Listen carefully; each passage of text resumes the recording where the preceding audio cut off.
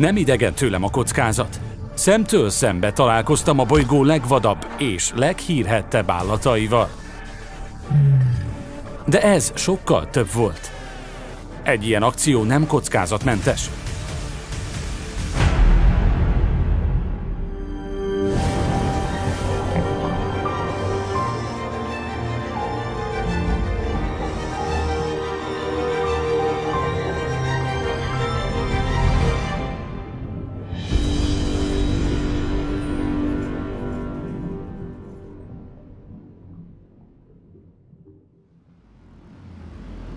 A nevem Mark Vince. Több mint 5 év, több mint 500 videó. Jól vagy, ember? És több mint 1 millió mérföld után. Itt voltam veled a Brave Wildernessben. És azon a több ezer meg 1000 órányi úton keresztül a két legjobb barátommal a legcsodálatosabb látványosságok tanúja voltam. Oh, wow! Álltam a hegyek árnyékában, az erdőkében és a cowboy kalapoméban. A világ leghalálosabb lényei és leggyakrabban a saját fényképezőgépem között. Aztán tavaly úgy döntöttem, hogy kilépek az objektív elé, hogy megvalósítsam élethosszig tartó álmomat, az óceánkutatást. És attól a naptól kezdve létezik egy egyedi entitás, egy rejtély, amely visszarántott a kék vadonba. De mielőtt találkoznék ezzel a lénnyel, az epikus történettel és a rejtéllyel, először egy sorteszten kellett átmennem, hogy felkészüljek. Voltak tigriscápák, kalapácsfejűek és mélyvízi merülések. És nem egyszerűen bármilyen bizonyítványért, hanem azért, hogy magamnak bizonyítsam, készen állok. Készen állok a sorsomra a hullámok alatt. Készen, hogy szembe kerüljek a nagy fehér cápával. Ott van, ez a mi hajónk. Ma van az a nap, amikor itt vagyunk Mexikóban, és az első nagy fehér cápa kalandra indulunk. Illetve visszavonom, ez a második. Az első nem úgy sikerült, ahogy terveztem, de van egy olyan érzésem, hogy ez egészen más lesz. Amikor elhagytam a partot, éreztem, hogy feláll a szőr a hátamon. Ez egy átjáró lesz kalandjaim következő szakaszához. Vagy ez lesz az utolsó? Nem idegen tőlem a kockázat. Szemtől szembe találkoztam a bolygó legvadabb és leghírhettebb állataival. De ez sokkal több volt. Elkerülhetetlen, szándékos és elengedhetetlen felfedezői küldetésemhez. Üdv Guadalupe-ban, egy távoli vulkáni szigeten, 175 tengeri mérföldre a mexikói Baja félsziget partjaitól. A Földnek ez a magasba tornyosuló hegyvidéke lesz a háttere eddigi legnagyobb kalandomnak. Megcsináltuk, mert ha van egy hely a Földön, ahol megtalálhatjuk a világ legnagyobb cápáját, akkor ez az. Ami a menő Guadalupe-ban az az, hogy olyan, mint a Farallon-szigetek testvére, ahol korábban forgattunk. Sajnos ott nem láttunk cápát, de itt lent a fókák miatt kijönnek a cápák. Itt Guadalupe-n 3 különböző fajuk él. Megvan az őshonos prémes fóka populációjuk, van kaliforniai oroszlánfóka és északi elefántfóka. Ezek mindegyike ott van a cápa étlapján, és a hely, ahol most vagyunk, a gyilkos zóna néven ismert. Ez az a tér az etetőhelyek között, ahol a fókák táplálékot keresnek, és a part között, ahol nappal pihennek. És ahogy el tudod képzelni, a köztes hely a nagyfehér cápa kedvenc büféje. Persze ma nem az a célunk, hogy megegyék a fókákat, hanem az, hogy a nagyfehér cápa birodalmában a víz alá merüljünk, hogy testközelből is megismerhessük. Otthonunk ezen a misztikus helyen nem lesz más, mint a nyílt tengeri flotta Socorro Vortex nevű hajója. Ez a hajó és legénysége évek óta utazik Guadalupe felé. Mindvégig segítettek a kutatásban és megőrzésben.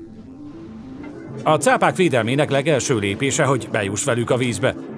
Ha egyszer bekerülsz, egy teljesen más perspektívát kapsz örök életedre. Tehát az egyik legnagyobb különbség a között, amit a Farallon-szigeteken próbáltunk csinálni, és amit itt Guadalupe-n, az ez. Használhatunk attraktánsokat, más néven csalit, hogy a cápákat a ketrecek közelébe csalogassuk. Rendes srácok, itt az ideje felöltözni, nem sokára vízbe szállunk. Ahogy kezdtem felöltözni, a valóság távolodott. Azt kell mondanom, hogy ez az a pont, ahol az idegek elkezdenek dolgozni, és ez jó. Ez egészséges. Nem félek, de tudom, hogy egy ilyen kaland nem kockázatmentes. Annak ellenére, hogy a világ egyik legjobb legénységével dolgozunk, meg kell értenünk, milyen veszélybe sodorhatjuk magunkat. Bármi megtörténhet, egy tonnás állatról beszélünk, amely egy pillanat alatt be tud vadulni. És szó szerint szét tudják tépni a ketreceket. Az egyik barátom le is videózta, mint a cápa a ketrecbe úszik. Le kellett emelniük a tetejét, hogy kiengedjék belőle a cápát. Szóval nyitva kell tartanunk a szemünket, mindig ébernek kell lenni, és figyelnünk kell egymást is, amikor bent vagyunk. Csak azért, mert rácsok vannak előtted, még nem lehetsz magabiztos, amikor egy ilyen félelmetes állattal vagy a vízben.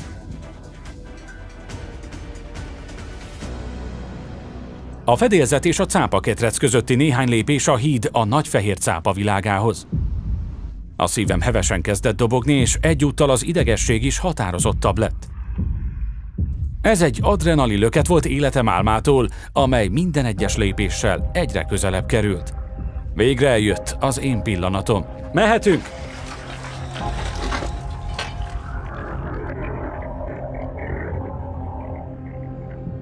Ahogy beléptem a hűvös párfokos vízbe, a szemem kezdett alkalmazkodni, és megpillantottam az alattam lévő végtelen kék űrt. A napfény áttáncolt a sziget táját körülvevő több kilométernyi vízben, és nem látszott a mélypont. Ez azt jelenti, hogy a cápák bárhol lehetnek, és bármilyen irányból támadhatnak. Körülnézve az első cápánkat keresve lenyűgözött a víz tisztasága és a környéken lévő rengeteg hal. A fő kihívásunk ezen a ponton a megfelelő pozíció elérése. Az erős áramlatok ronybabákként dobáltak minket, így, hogy a kameránk stabil maradjon és a testünk ne pattanjon le a falakról, lábunkat a korláthoz rögzítettük, és szabad kezünkkel kapaszkodtunk. A felszín alól figyelve néha felülről láttam a csobbanást, ahogy a legénység a vízbe dobta a csalit. Jól tudtam, hogy minden kísérlettel egyre közelebb kerülünk a csúcsragadozó megpillantásához. Vártunk, türelmesen fürkésztük a vizet, hogy nincs árnyék vagy mozgás. A percek óráknak tűntek, és aztán különösebb figyelmeztetés nélkül megtörtént. A távolból egy sötét alak kezdett megjelenni. Lassan kúszott felénk, majd hirtelen megjelent. Wow, nem hittem a szememnek. Aminek évek óta szemtanúja voltam a Shark Week-en, az közvetlenül itt volt. Végre egy nagy fehér cápa társaságában voltam. A csali felé húszott, de eltévesztette. Egy gyors kör után a ketrecünk körül ismét feltűnt. És amilyen gyorsan felvillant, olyan gyorsan eltűnt. De ez bizonyíték volt, győzelem, hogy ma cápákat látunk. És persze, remélem sokat. A nagy fehér cápáknak átlagosan akár 300 fog is lehet a szájukban. Ezek a fogak 7 sorban vannak elrendezve, az első 2-vel dolgozik először. Amint a felvételeken is láthatod, támadásaik kiszámítottak és pontosak. Testük torpedó formája lehetővé teszi, hogy a nagy fehér cápák 50 km/h sebességre gyorsuljanak, és 29 G erővel csapjanak le. Felejtsd el tehát a harapást egy percre, az ütközés önmagában is elég a zsákmány megöléséhez. Miközben nyugodtan figyelem a ketrecet körülvevő cápákat, eszembe jut, az ő világukban vagyok. Nem csak én figyelem őket, ők is figyelnek engem. Furcsa látogatók lehettünk egy fémketrecben. Minden alkalommal egyre közelebb jöttek, hogy jobban lássanak. És a nagy fehér cápával szembenézni olyan, amit soha nem fogok elfelejteni, amíg élek. Ahogy a ketrecben töltött idő a végéhez közeledett, nem tudtam nem forgatni tovább. Sok lenyűgöző cápát láttunk ma. De volt egy olyan érzésem, hogy valami nagy dolog történik még. Aztán hirtelen egy óriási sziluett támadt egyenesen alulról, majd teljes sebességgel elindult. Ráharapott a zsákmányunkra. És tessék, nem hittem el. Ritkán látni a felszínről, nemhogy a víz alól azt, amikor a cápa teljes sebességgel támad. Íme a nagy fehér cápa igazi dühe.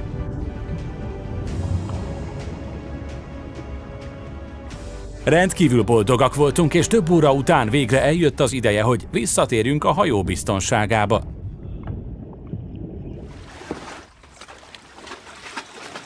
Hú! Te jó ég! Ez egy igazán epikus nagy fehér cápa kaland. Szerintem nem is kívánhattunk volna többet. A ketrecek nem okoztak csalódást, volt mindenféle akció, találkozás közvetlenül a ketrecnél, kapás a csalinál és felszíni áttörések. Hatalmas köszönet a Socorro Vortex csapatának, hogy segítettek és biztonságban tartottak minket. Ne felejts el feliratkozni és megnyomni a csengőt, hogy ne maradj le semmiről. Mark Vince vagyok, légy bátor, maradj vad! Találkozunk a következő merülésnél.